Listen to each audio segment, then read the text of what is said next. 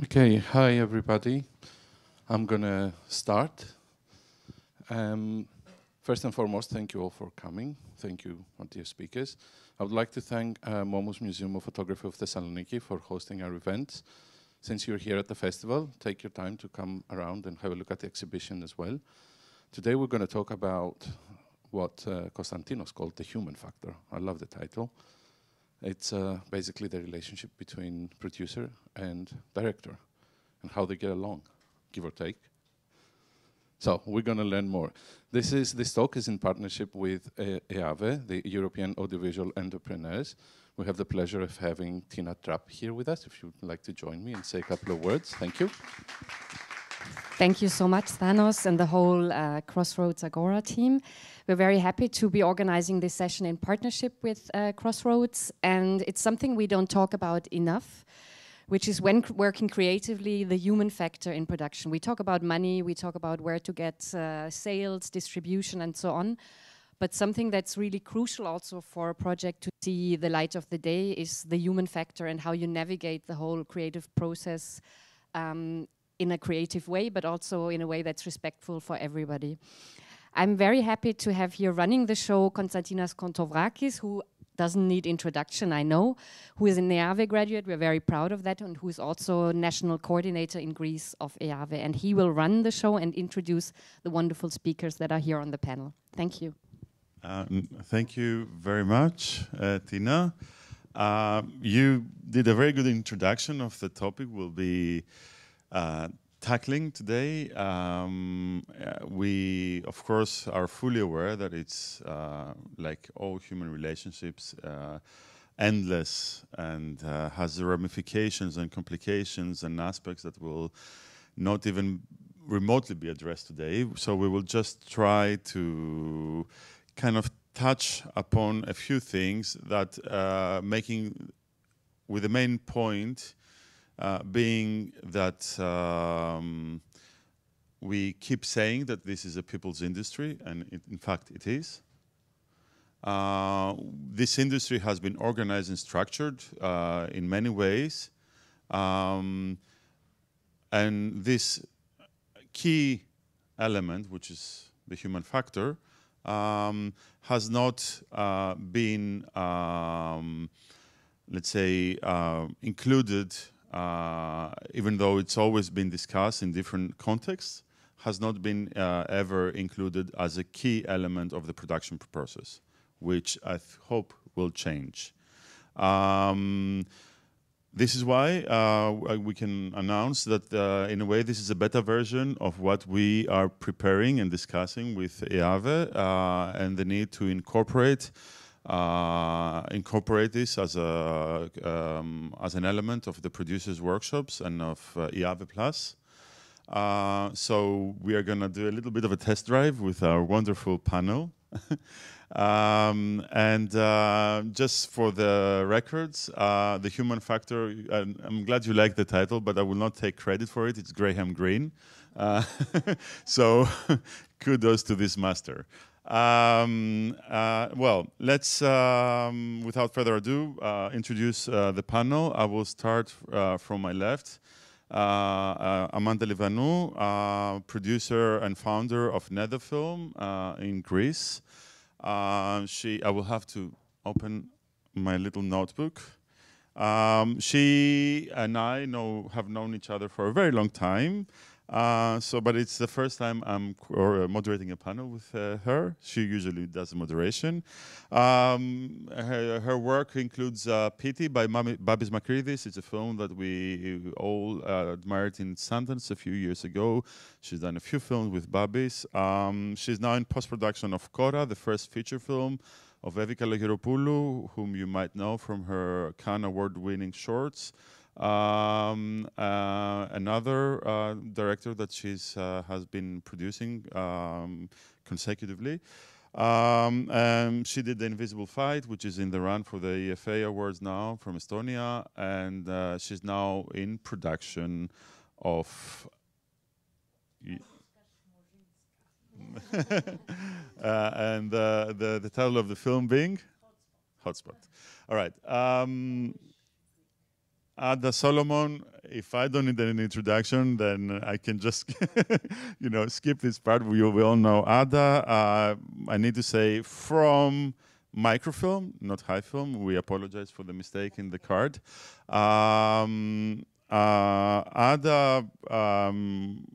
and she's the only producer I've personally worked with through my capacity as co-founder and producer of Heretic, the company that I was running up until last April.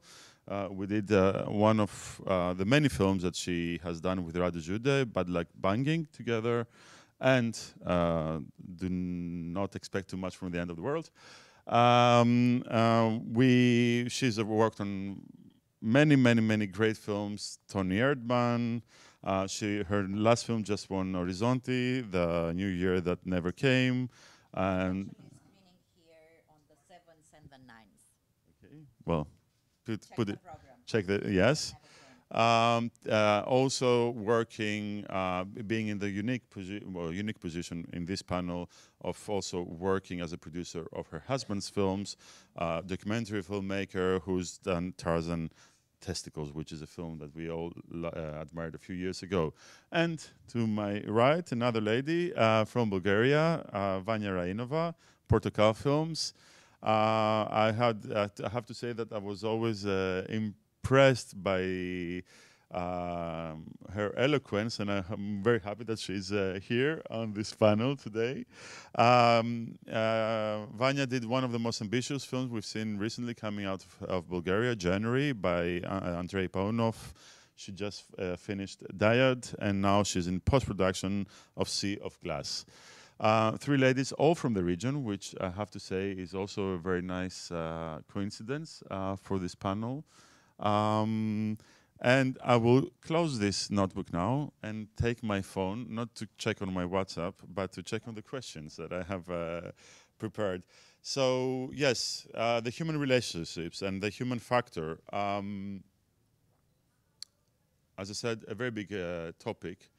And as a producer myself, I often struggled with how navigating very complex human relationships.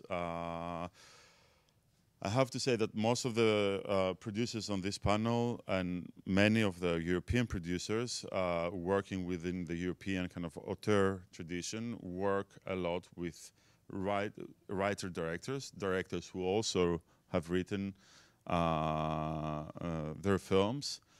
So will be most of the examples and most of the experience we'll be exposing here on this panel comes from the experience of working with directors who also write or co-write their projects, not exclusively but mostly.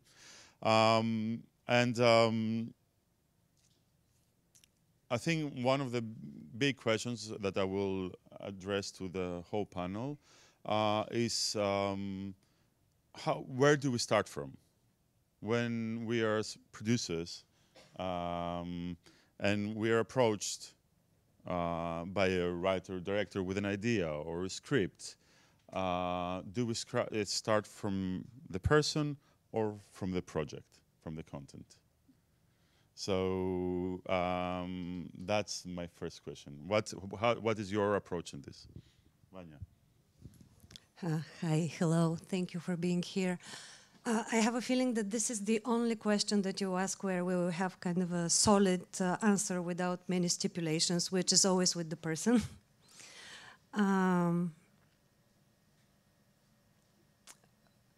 Why? Because it is a relationship, and I think the shared values are very, very important in this relationship. Also, and I've said this before, so I hate repeating myself, especially for those guys who are there and work with me and have heard it over and over again, but I don't think the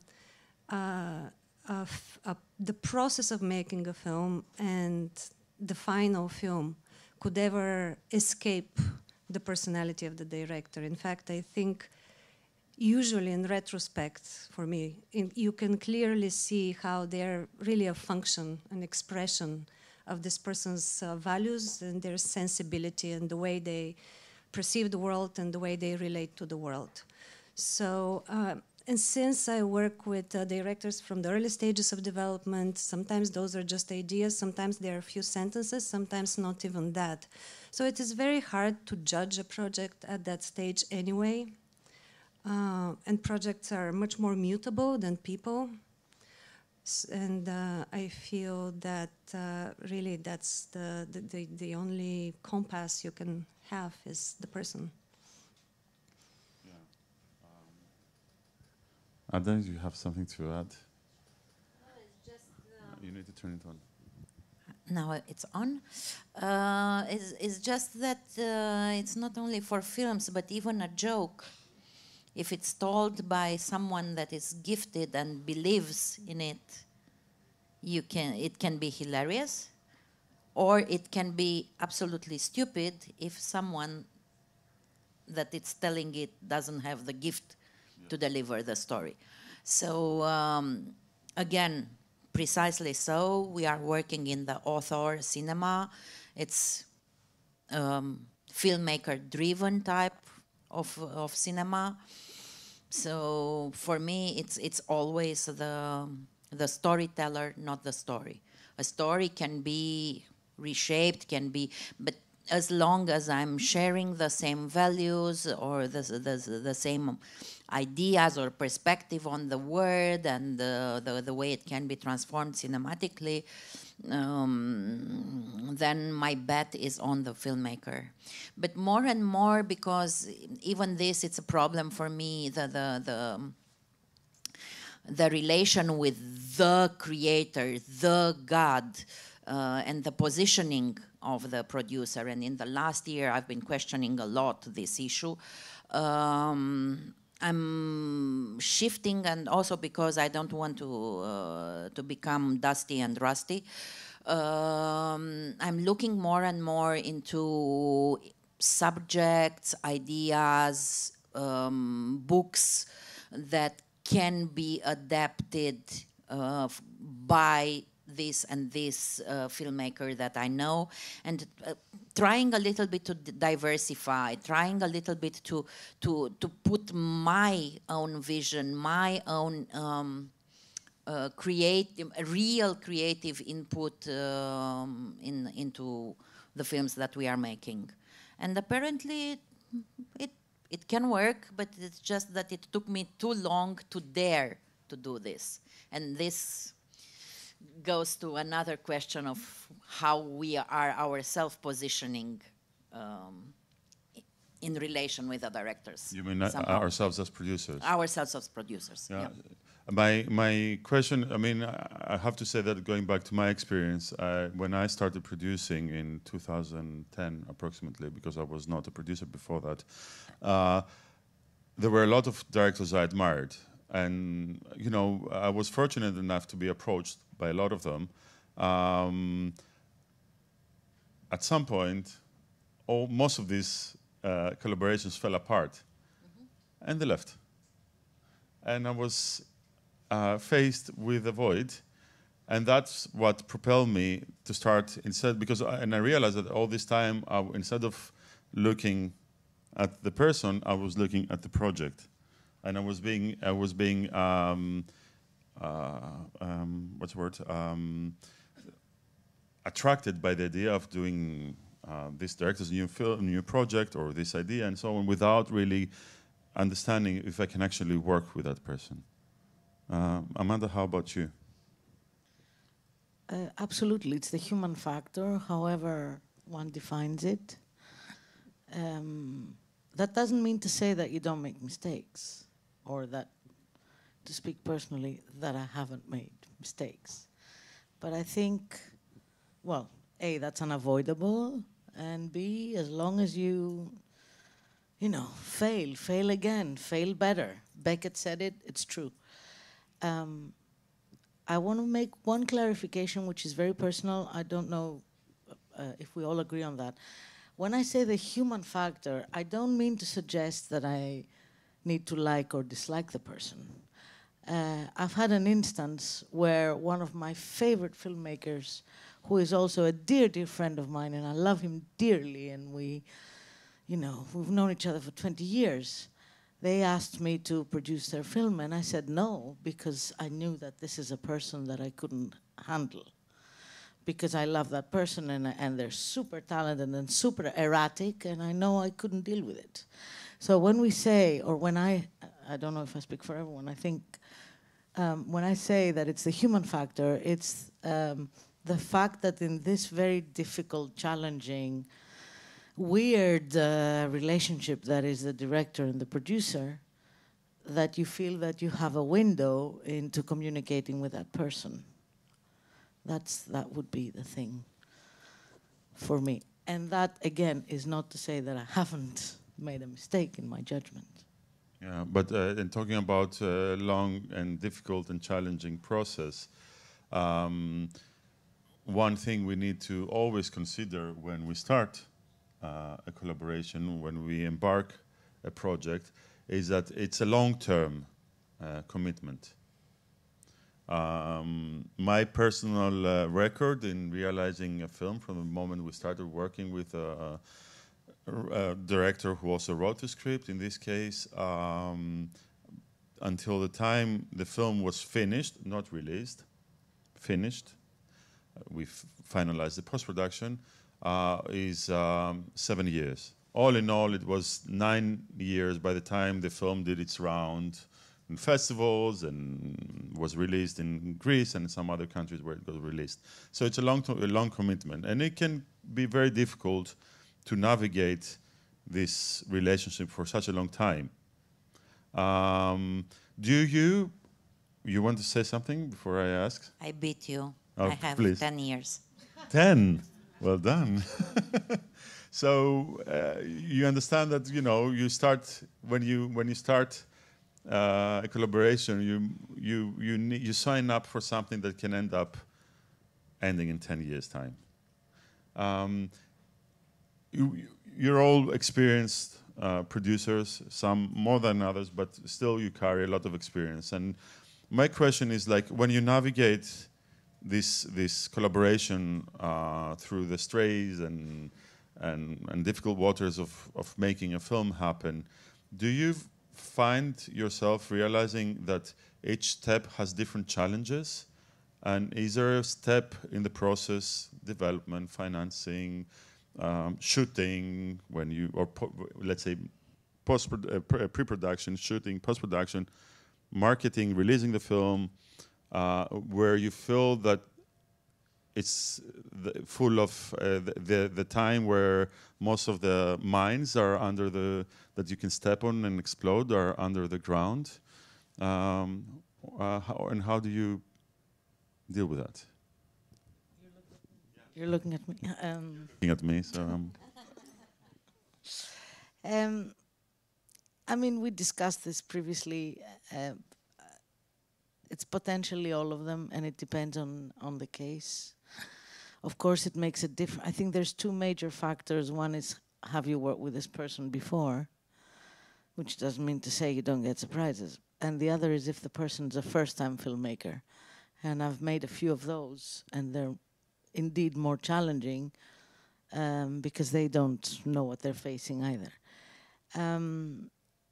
I think there's a certain, especially if we're talking about 9 or 10 years of your life, there's a certain point in the, shall we say, development, but really financing, meaning before you've closed and before you've got a production date, where it becomes really challenging if things have gone wrong, and they usually do. I mean, you never have as much money as you wanted, you get a lot of no's, and even more as time passes. I think that's a very delicate point in the relationship where somebody needs to pick the other person up. Because as in personal, perhaps, relationships, if we're both falling down, then this thing won't stand. So you need to be sure that one person is keeping this going and the other is sort of dispirited and wandering. I think there is a point in the financing. And then, of course, there comes, if shooting goes well, it's great. When it doesn't, I don't have to tell you how insane that is. that's pretty dispiriting. But there's another point, which is the post-production and how we're going to place the film, and is it going to go to this festival or that festival? And if, again, that doesn't happen, then, again, you need to pick the other person up. I know, Konstantinos, you've had an experience about it being after the physical process of completing the film. But to me, those were the hardest parts of open dialogue and understanding that we are, in fact, in this together and that we can keep doing it. Yeah, and I was recently reminded that the process of making a film and producing a film, and that's something that we sometimes is a process of trying to find the people who want to get on board, not a process of rejections, because rejections are there. They will always be there. So you just, and I think that's where the perhaps you as good and producers with proven track record is to understand to be able to bring the right people on board, which is again has even if it's a financial partner, has a certain element of human relations, because it's about instinct. It's about trying to bring the right people on board. Ada, you've been working with also your life partner, your husband. This is an extra set of relationship that comes to coexist with that of the producer doing preparing a film of your director. How do you approach it? Does this complicate things more, or does the fact that you know the other person so well, that you share life with him, make certain things easier? It's interesting how things are rounding up, because Amanda was saying something that rang a bell in my head, that one should lift the other. And in general, it's very rare that the director is lifting the producer. And it's not the director's fault, because the producer doesn't allow her or himself to show that doesn't believe or it's worried, or the producer is not allowed to induce panic or fear or shaking. It's not allowed to shake, it's not allowed to cry, it's not allowed to show any weakness. And getting back to your question, one of the very few directors where I allowed myself to show my weaknesses and my questions and my fears and so is my husband. And he was lifting me up sometimes. That's true. And yes, yes I am. Yes, I am. And weird enough, the other director that sometimes when I was more like complaining, not showing weaknesses, but complaining that we can't have more financing than this, we can't do this, we can't do that, and was coming like, we will sort it out, was Radu Jude. That's also true, that he is very practical and so. But coming back to the relation with my husband, he's one of the easiest directors I've ever worked with. He's very clear, and also he's a documentary filmmaker. He's very modest in asking for resources, and he's finding his own ways. A documentarist should find ways to sort things out on its own and on the spot. It's also this, that the process, it's different, and it's what you discover on the road, and how you reposition yourself. You are always ready to action, even during the process. So it's been a very pleasant process all the time. We suffered a lot together when sometimes there were films in my lineup that were competing with his films, and that's the problem with my type of company that is coming from a small country and need to survive, and the financing is never enough to concentrate on very few projects, so you have to have a bigger lineup, and then the projects are cannibalizing themselves, they are competing with themselves. And it's very difficult to go to a festival and say, hey, here are our 4 titles. Pick one, at least one. And you don't know how to sell it better and how to position it better. And then it comes the family, and it comes, of course, the moment when you go with your family project and say, well, I believe this project is for this, this, and this, and it's suited for you. And they are saying, yeah, but what about these famous directors of yours' new film? Yeah, this is nice, we will have a look. But what about the other one? And this is frustrating, but in the same time, the other one, it's also your baby. And it's complicated, and sometimes it needs a lot of understanding and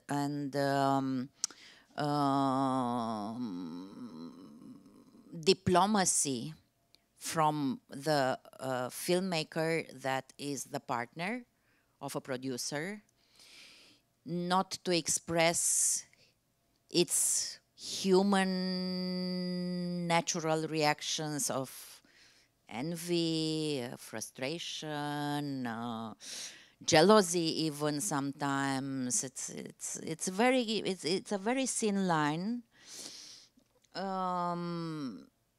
It went quite smoothly. We had our moment of crisis, where everything was coming together, including this. But we overcome it. It's 9 years now, and it's fine. It's yeah, I'm very grateful. I mean, I'm indeed a very lucky person. Good to hear. And managing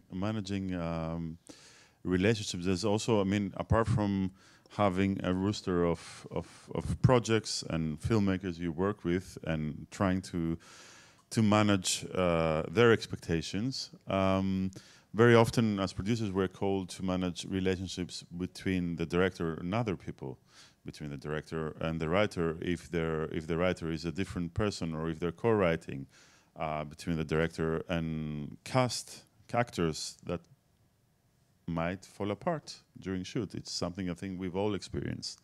HODs that the director has picked and things don't go as planned.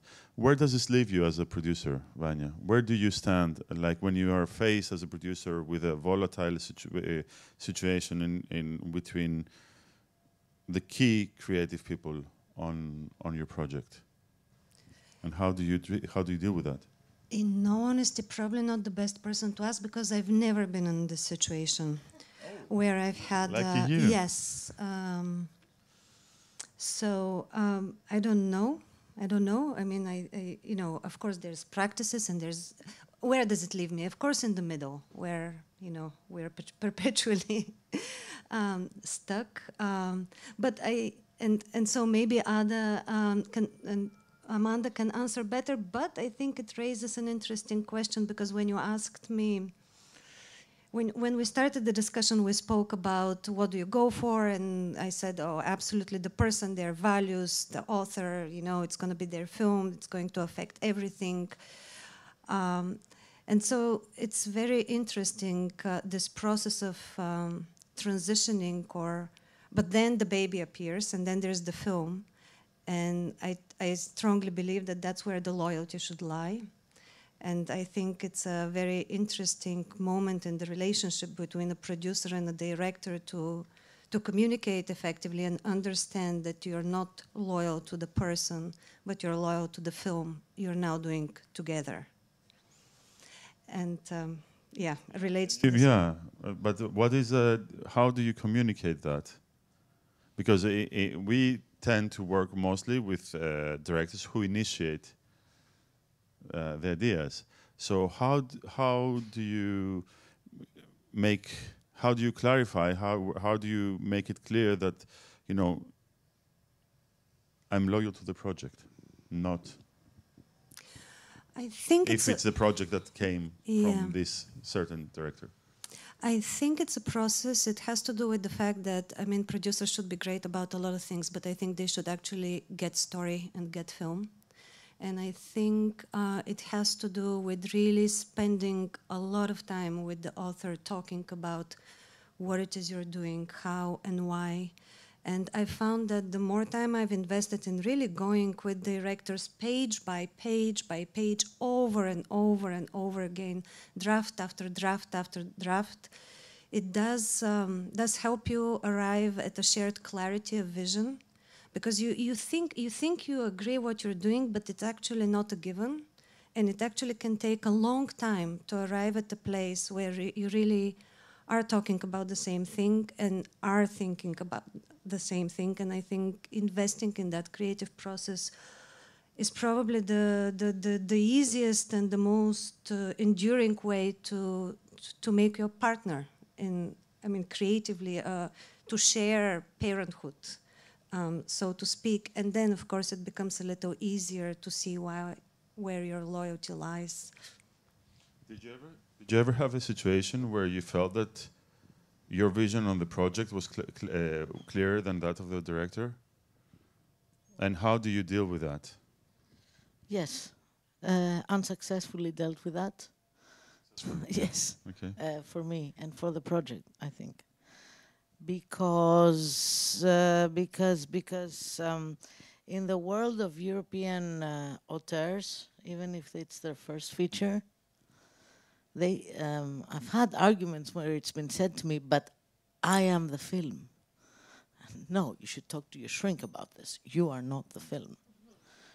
I understand that it's very near to you and dear to you, and I'm also willing to defer to you, because it is your film, but it's not your film. Do it yourself, if it's your film. And as we discussed before, I don't want to be a glorified accountant, which is what we increasingly find ourselves doing, but that's the subject of another panel. But, you know, it's me who's on the line, and it's me who sold it as much as you. So that should be acknowledged. But unsuccessfully, in my case, I can say there's definitely two cases of that, both first-time directors. One especially, I think the film really suffered from that, like the vision. But it's not a battle that I think can be won in a situation like this. In a situation of a European producer who has not commissioned the project. And then again, if you have commissioned the project, I don't want to do producers' films. I want to do authors' films. I want to do, or commercial films, but I don't want to do a producer's film. I don't think I've seen a producer's film that I liked. What happens to push this question a little bit more? No, it's for you, Ada. If the director you've been working with and you have, you know, continuing on that distinction between director and project, which essentially is about ownership, how does it get complicated, more complicated, if your director eventually becomes famous? I mean, you've had your career. You said you've done how many? Let me look at my notes. 28. No, it's a bit less, but it's over 20. Yeah, over 20 films with Radu Jude, a collaboration that lasted almost 20 years. He's now one of the esteemed European auteurs. where does it leave you as the producer, and does this make it, does it complicate these questions of ownership, and who is here doing the film? Yeah, this the moment that that Radu decided to to divorce me professionally last year, I was in the first place really like wondering who on earth I am without Radu Jude. That was the first reaction. Like, besides the bitterness of a relation that was far from being just a work relation. It was much more than this. We grew together, we built our careers together, and it was also very, very painful to understand the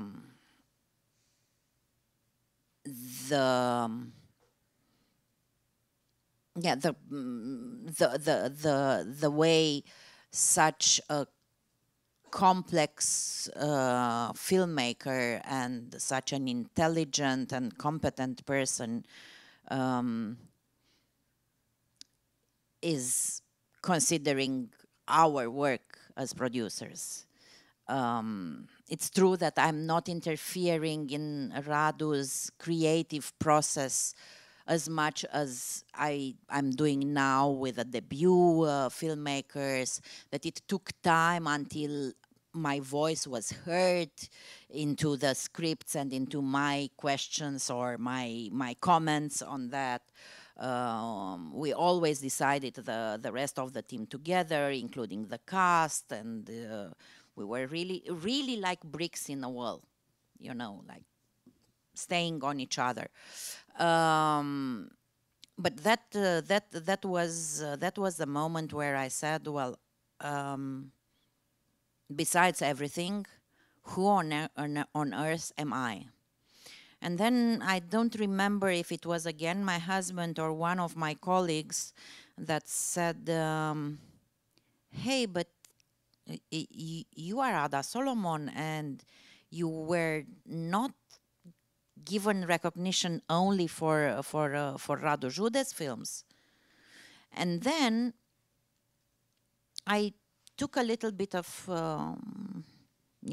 flashback and accounting of the films that I've made and of the results that we have, and actually even the prizes, so the glory, so the recognition, so the fame, are only half of them coming from Radu, from what I have.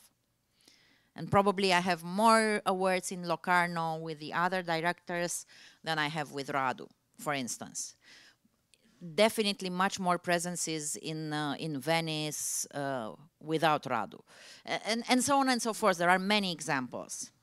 And it's true also that the most treasured award I ever received, it's the European Film Award, Eurimage Award, for my contribution to the development of co-productions, and that was it's my trophy, it's my recognition, it's mine, and this means a hell of a lot for me. I think there's a topic that is sort of gradually arising now, which is, I mean, we're talking about, so far we've been talking about the relationship between director and producer and so on, but these relationships do not exist in a vacuum. They exist in an industry, in a world, in a structured, in a system, in a structured environment, which imposes itself somehow on these relationships. Is it something that you think needs to be addressed? Yeah, I will come back a little bit at this. Whose film is it?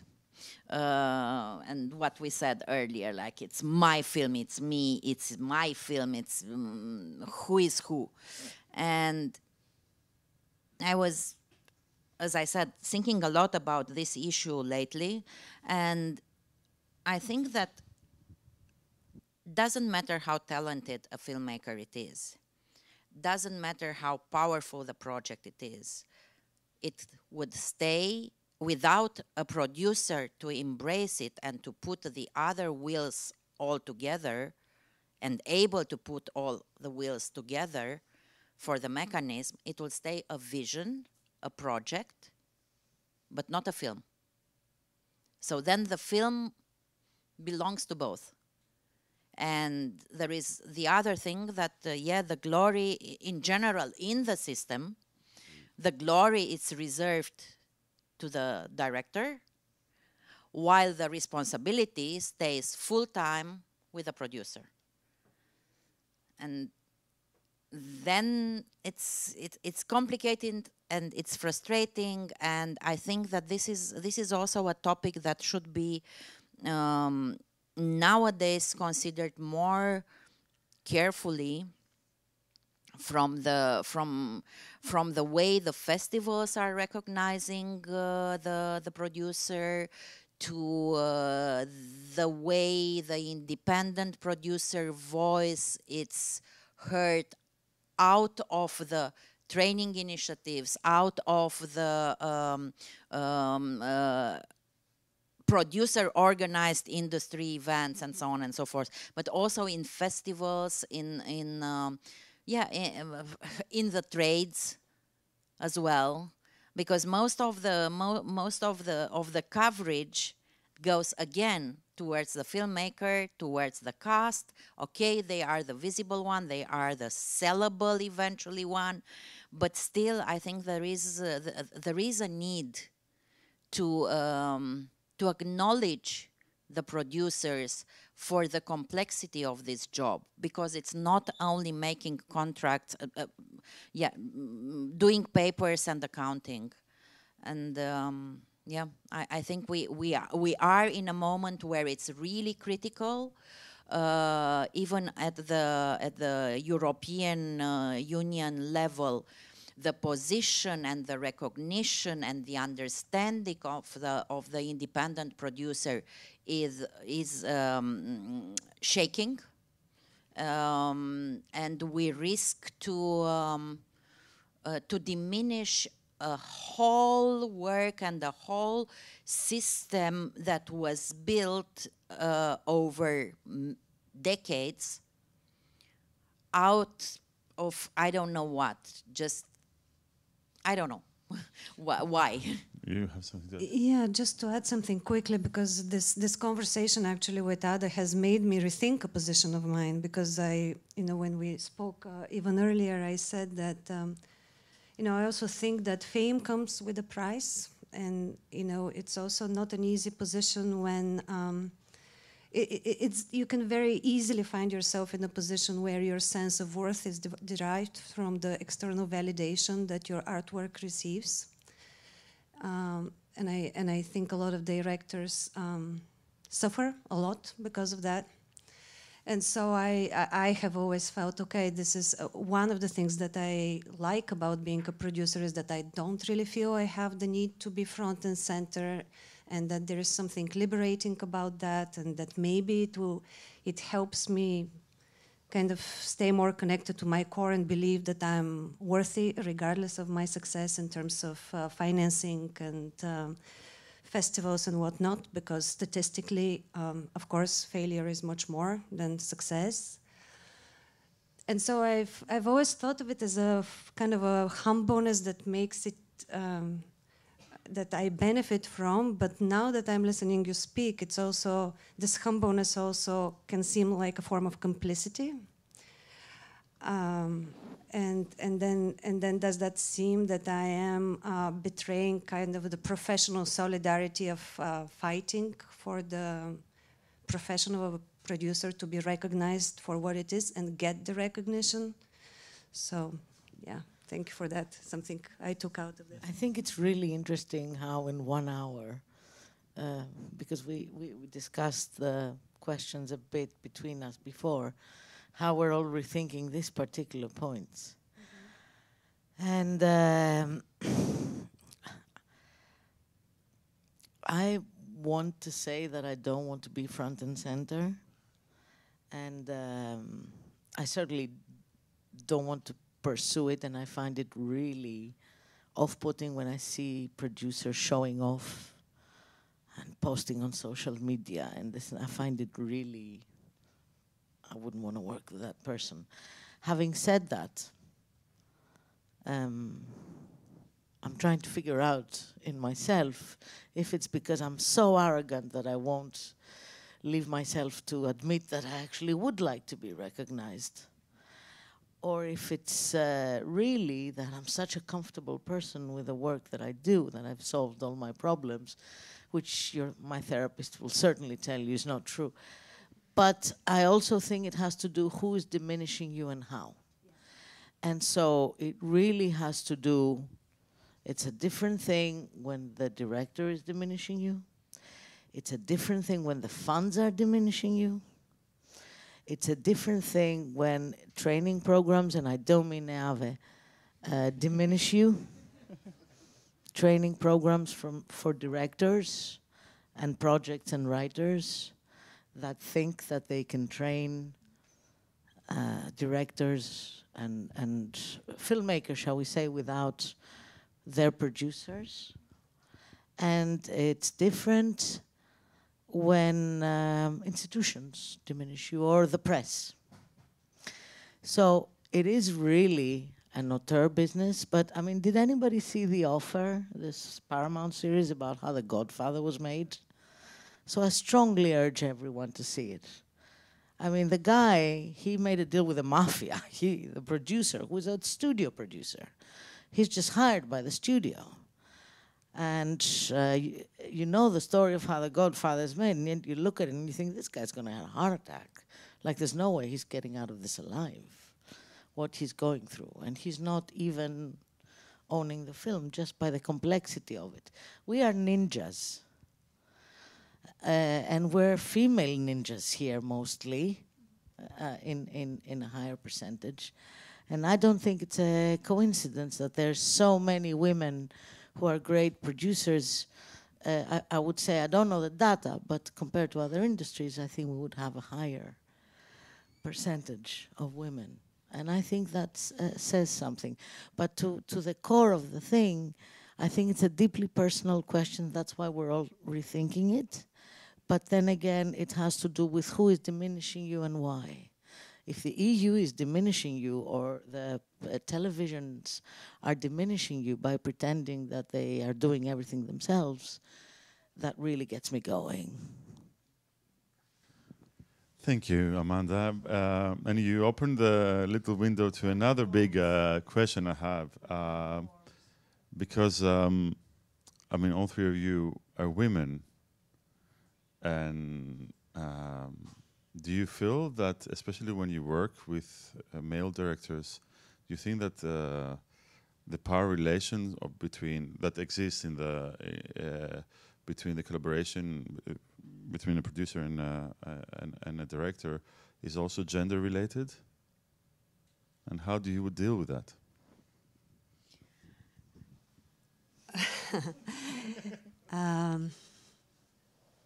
Yes, of course, not generalizing. And there are many ways to answer this question. I mean, there's the kind of simple, I've sat at tables with male directors and with female directors, and the fact is that when I'm sitting with a female director, I get a more even distribution of eye contact.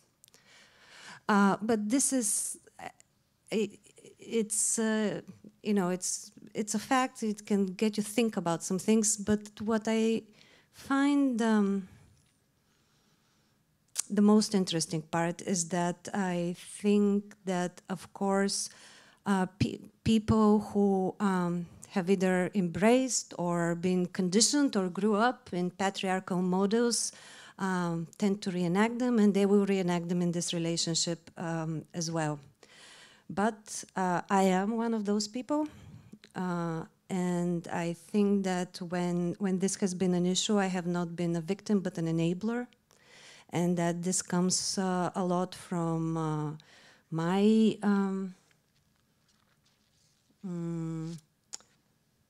my essence as a carer, and as an enabler, and basically falling into the pitfall of developing essentially mothering relationships with directors.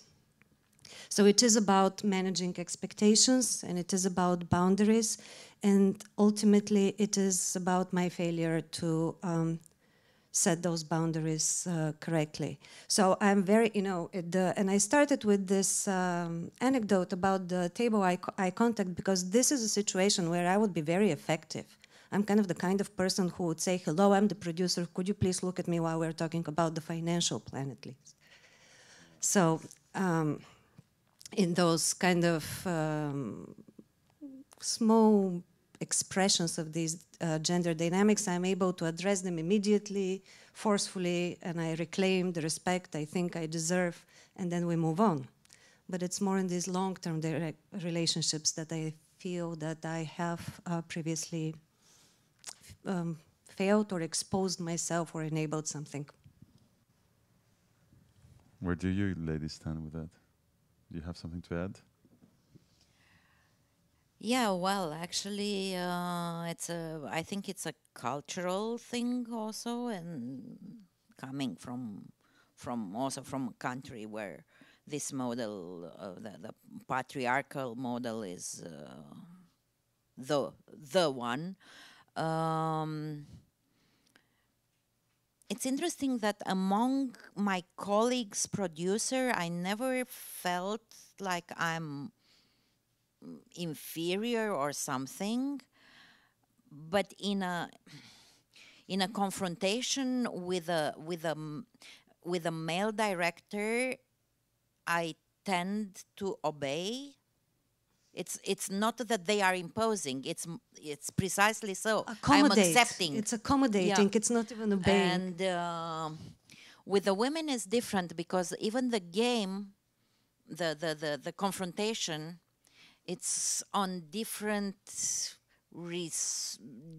dynamic and different discourse, and then it's much more even. And also, as you were saying, I'm really a non-confrontational person. I hate noise. It really gives me a bad feeling.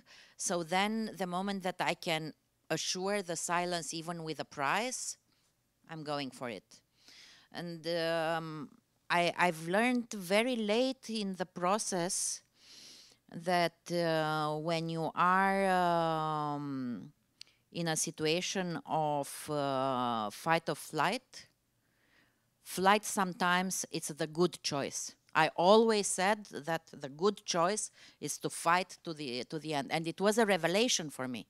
It was really a revelation, like 2 years ago, that sometimes running as far as you can, it's actually the good choice. So, conflict, right? Necessary or not? Unavoidable, maybe, but just before I answer this question, I really wanted to say that because I think it's very important. I also think there is a generational change in the gender dynamics between men and women, and there is a age factor, and I think the younger generation is there is a perceptible difference there, and I think it's generational, and I don't think it is just because people are more exposed to notions of political correctness or whatever. I think it's really heartfelt. I think models are changing, and responsibilities are being distributed within personal lives, and this is affecting how people relate professionally, and you can really see it. So that's the positive note. Conflict, I think, can be very useful, especially if it happens early on.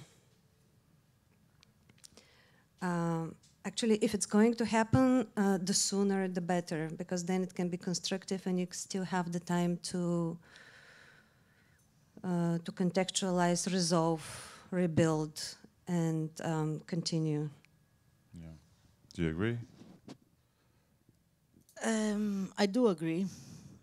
I've struggled with this issue very much.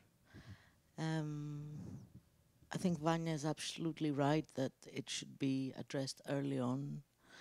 And I often say to myself, we should start any discussions with what to expect when you're expecting kind of talk. Like, how do you think it works with a producer? What do you want from a producer? Do you understand how this relationship works? And there's not one way for it to work. But what is the other person expecting? Because let's assume that we've been around a while, so we know the way it works. In terms of confrontation, I don't like confrontation, even though I come off as a confrontational person, I think. I think it's self-defense. It's taken me many years to try to figure it out. I constantly worry that either I'm not confronting enough or I'm confronting too much. So I can't pretend I have it figured out. What I do think, though, is that you're right, that it has to come out at some point. That doesn't mean to say we need to fight about everything, but if there's a fight to be had, then it should be had. Preferably without it being a huge fight, so it doesn't escalate into a huge fight. Because I've also done the flight thing more than the fight thing. Because to me, it's easier to just take it to the end and then flight. But I think that's also wrong. You should fight so that you don't flight, except when you really have to flight. I don't know. I mean, actually, we can start accepting questions if there's any. Is there something you want to add, Ada? Yeah. I would be curious about questions. Yeah, me too. But there is a question I want to ask before but still, please, if anyone wants to say something, just raise your hand. Which is about, we talk a lot about setting boundaries, about enabling, facilitating, setting boundaries. And my question is, how much of that do you think should go down in paper, legally? Is it a way to protect the relationship, or are you creating already, planting already possible problems where there might not be? So if we could predict all the possible problems that might arise in a collaboration, and put them down on a legal basis, is it something you would do? I would put it very simple. Better safe than sorry. So I would go with this, and I would try to especially with the youngsters nowadays somehow, because they want this. It's in their way of thinking that they want to know the conditions, the limits, the boundaries, to be clear from the beginning. I've realized lately that even in terms of romantic relations, the first thing that they discuss, it's the conditions, the limits, the boundaries. And I was pretty shocked by it, but apparently that's the paramount of a good relation, of a successful coming together. And I'm learning. I mean, thanks God, I'm able to learn, but I'm learning from my much younger colleagues that this is the way somehow the things are functioning now. And it's better because there are I had situations where we never discussed who is taking the final decision here and there. There is a logic in my head, and there is a logic in the director's head. And if we don't discuss, we don't know that these logics are not the same. And then, isn't it better to have it on paper and we argue before it happens without a stake? It's much better.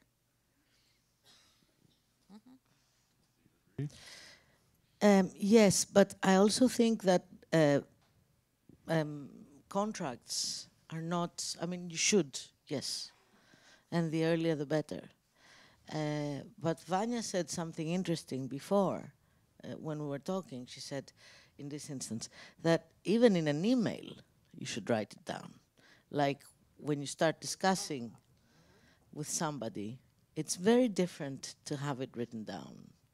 And to say, you know, because when we discuss, it's different, especially if we don't really know each other. So in an email before we start working, so these are my red lines.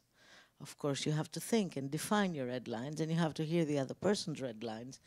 And you have to jeopardize maybe the continuation of the relationship because there's a red line, in which case it sounds like a romantic relationship as well, in a way. So yes, I think in theory, try to define, we should, and I speak for myself, I'm not giving anybody instructions because I've been guilty of not doing this.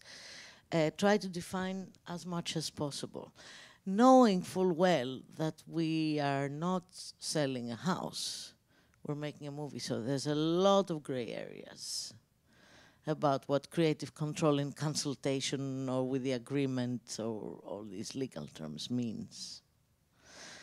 And I also think that in a way, it's much better if we don't negotiate ourselves and they have a lawyer and we have a lawyer, which we often don't do because we don't want to pay the lawyer, because we're small companies, because we think we know the legal stuff.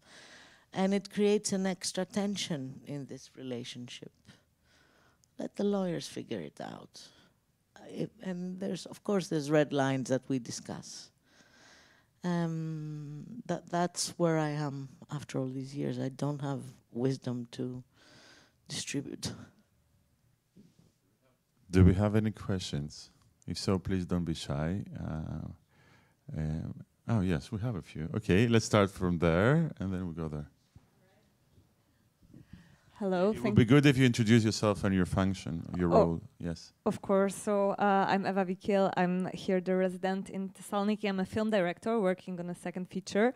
And I've got a question to you. Thank you so much for this panel, first of all.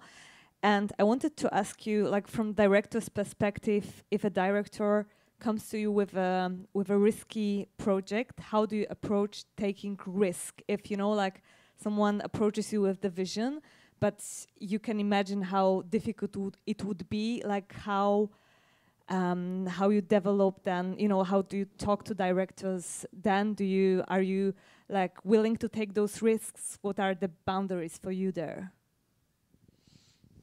Depends very much of what type of risks we are talking. And if these risks are worth for the scope. What are they bringing? I mean, if it's, for instance, I'm not doing action films. I don't want to see a car crash near me. I don't want to see the stunts. No, it's a no. Because I think that we have many other type of stories to tell, and that are going to a result and are giving to the people. But anyways, that's my take. But I'm ready to take the risks when it's about something that can be brought to the audience, to the word, and might change something in 1, 2, 3 viewers, because no film will change the word. This we are clear about. At that point, probably I'm ready to embark into the journey.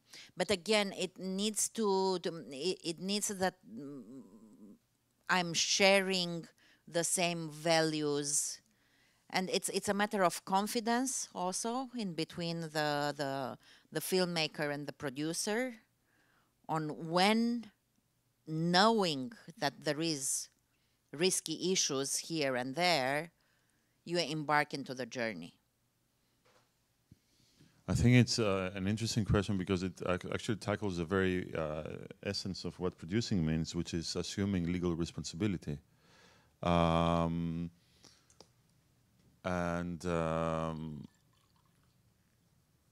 I think that this should be considered part of the ownership. So I think they're correlated. We've been talking about ownership, but also about responsibility. What is it that constitutes ownership? So I think it's I think that it sort of merges two big issues that lie at the heart of this relationship. But Amanda, you want to say something? Personally, I'm not afraid of. I was never afraid of risk. But for a reason, yeah. But because I mean, if I had a project that I believed in, then I'll take the risk. Yes. I mean, at the end of the day, there's nothing in this life comes without risk. Everything comes with risk. So I need to, but before that, I need to do what you explained, which is to understand that we are on the same page. It took me a while to figure it out, but I realized that the most important thing that you need to do as a producer when you embark on a collaboration with a director is to make a pact. And this pact is that we're really going to do the same film. If that's there, then risk is okay with me.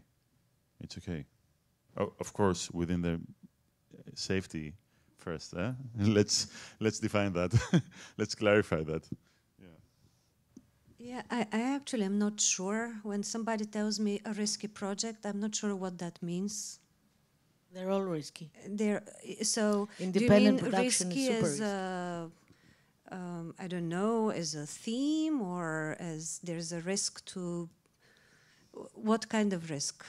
So it's very difficult for me. I'm just saying that I don't know how to answer the question, because the risky project can mean anything. Does it mean it's niche and it will take extra convincing to get people to fund it and to get people to watch it, but it's a wonderful project? I think everybody in this room has taken that risk more than once. I don't know, does it mean that goes against an ideology of the moment and it can be cancelled? Or so, do you care to elaborate, or is that enough?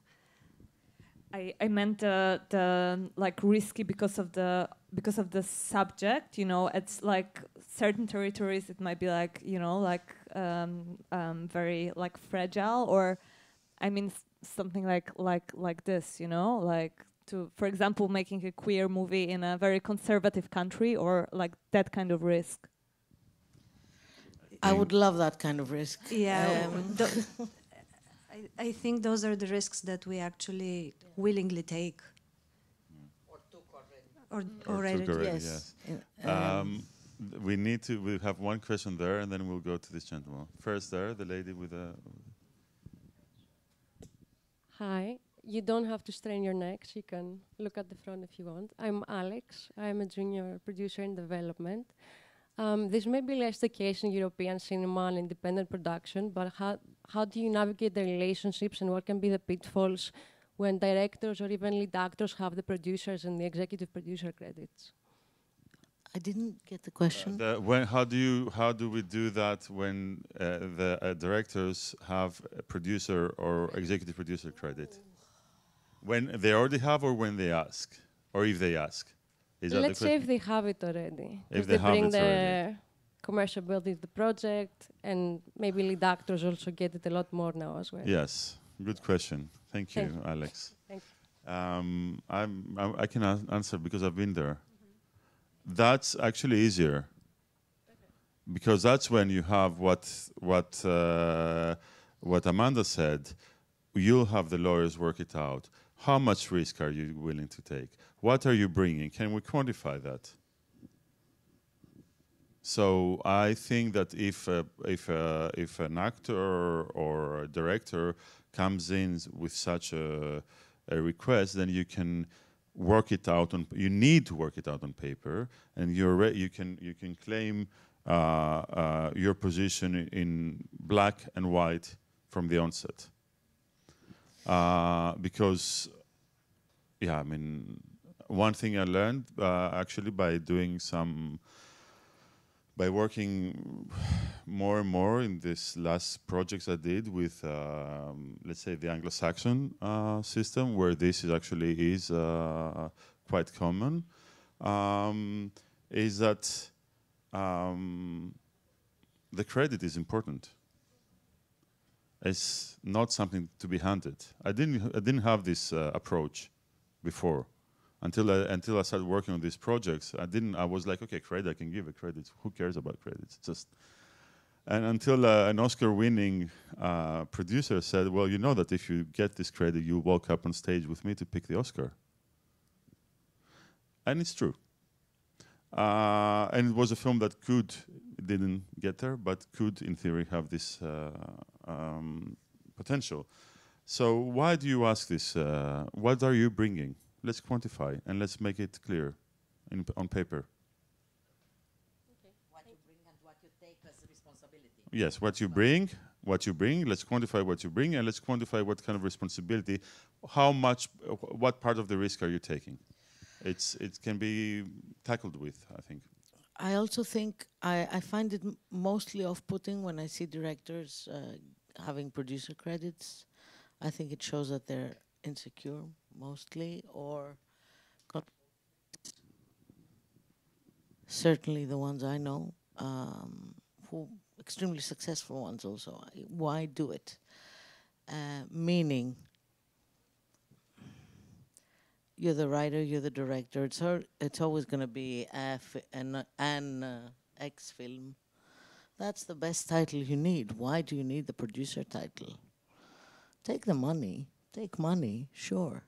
But why do you need the producer title?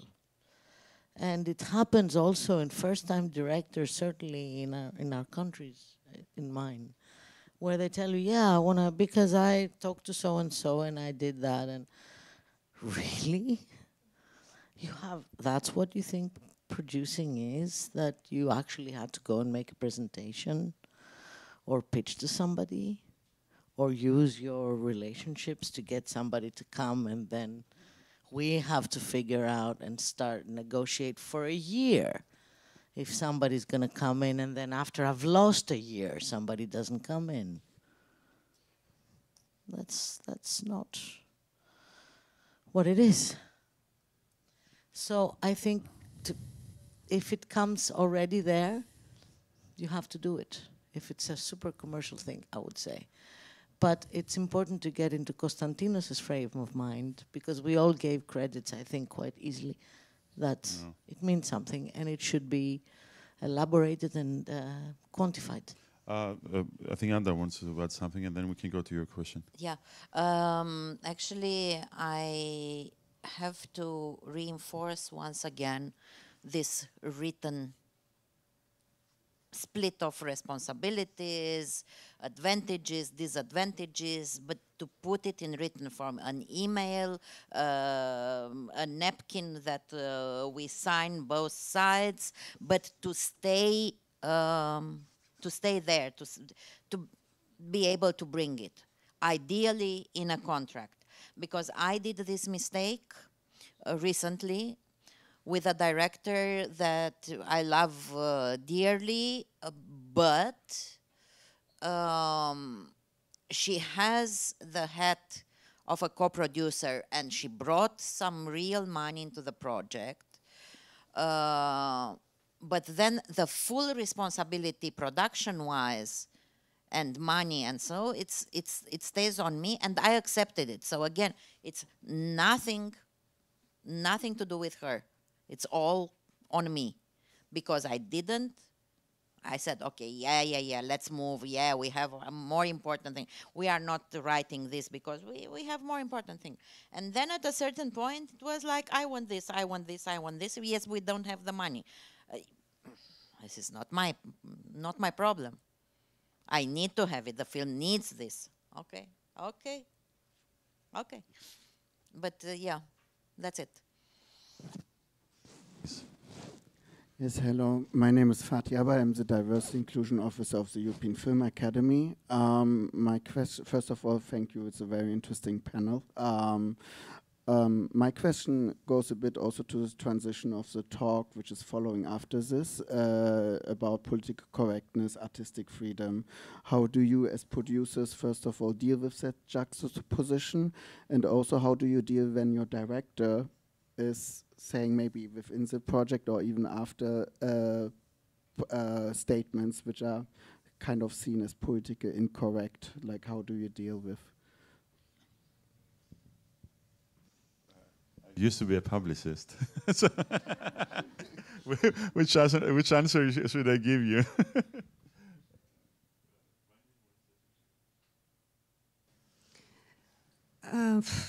I think, I mean, I can see where the idea that political correctness can go against creative freedom comes from, and I think it comes from a very narrow-minded and sort of understanding of political correctness. It's I don't believe that treating the complexity and the nuance of the human soul with respect and integrity could ever be against creative freedom. So it is more a problem of communicating effectively to people around us what being politically correct means. It's not don't say what you think. It is about being considerate of each other as human beings, and that could not really be hurtful to creative vision. I couldn't agree more with that. It's a generational issue because we grew up with very politically incorrect. I don't like political correctness as a term. And I haven't done many comedies, but I love comedies. And I think half the comedies you couldn't, like more than half, you couldn't do today because they're politically incorrect. I mean, Friends being the most, not anything, you know, crazy. But, and it shouldn't, again, respect, etc., etc. But then again, it's also, I think, important to remember that nobody has the right answer. There can't be anybody who arbitrarily decides what is correct and what isn't. And I have a particular problem with cancelling and lynching socially. I mean, it doesn't take political correctness to know that Trump is wrong. It's not a matter of correctness. And so there's many sides to a coin. And I think it's important to remember that when we discuss, especially because we are doing movies, art, we're dealing with artists, and it's our job to explore, perhaps, these issues.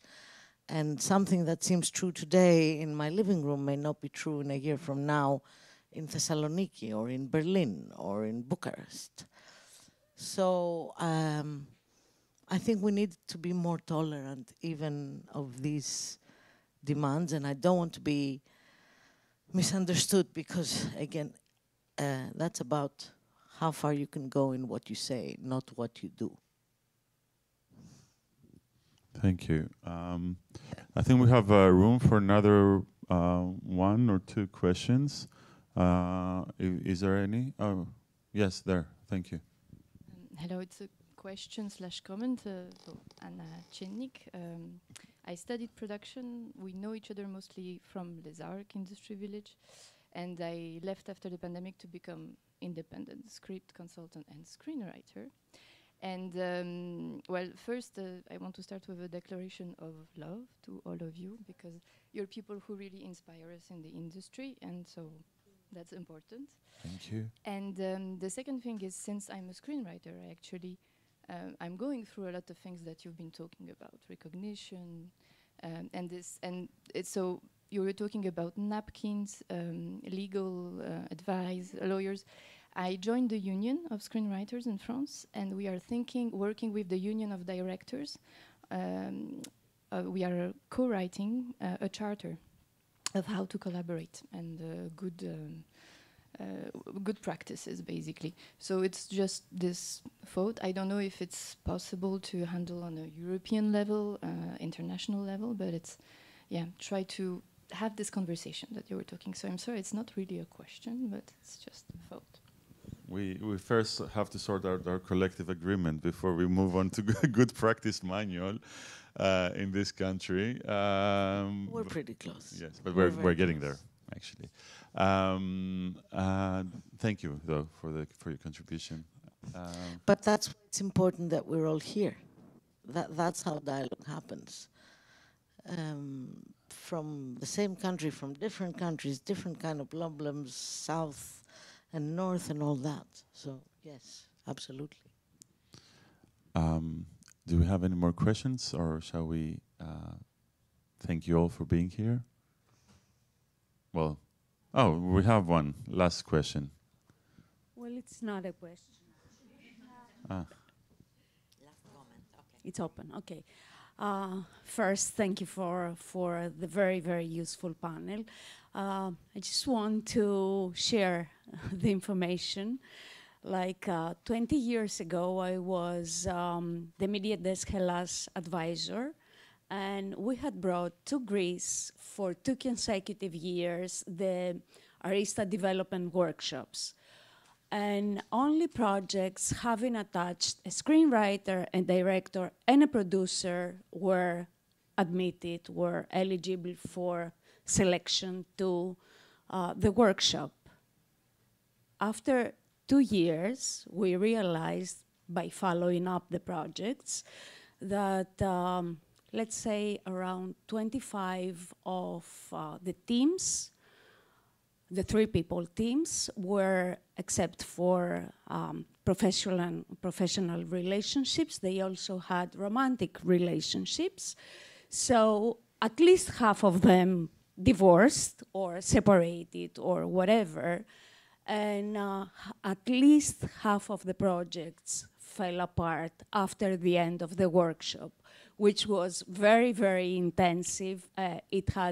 We also had yoga teachers, shrinks, whatever you can imagine. It really worked, and I thought that this is so great. It happened at that point, at the very early development stage, instead of happening afterwards. So, because you mentioned that European programs, especially media-funded programs, training programs, are not really very effective, I think that was a paradigm of effectiveness. Thank you. Thank you. And I think that this comes to also verify that you are indeed a very lucky woman. You still haven't divorced. Just to mention, though, I don't think we... I'm saying, because I was a little concerned about that, I don't think creative media-funded development programs are ineffective. No, yes. We did not say that. No. Nobody... We were talking about whether it makes sense to develop a project without keeping the producer director duo together from the very beginning, which actually goes to support what you were saying, and that there are some programs that could go extra length in that direction. And just to add to that, to say that it's different when it's a program, when it's specifically about writing. For example, like the Sundance Labs, which really used to do it the right way, only writers alone. But when you have European programs where they kind of curate and they introduce and they talk about co-production or this, or meet the sales agents, and you say to the director, yeah, but you already have a sales. I didn't understand, so I took it to meet. That's insanity. And it actually messes with their heads. In my experience, especially if they're first-time directors, it really messes with their heads. And then you have to go back and explain, and I don't think it helps. It's not creative, it's something else. I think we need to wrap this up. Is this, And I would like to thank the panel and all of you in this room for this talk. Thank you, Konstantinos and Tina. Amanda, Vanya, Ada, Konstantinos, thank you so much for a wonderful panel. And of course, Tina and EAVE. Thank you all.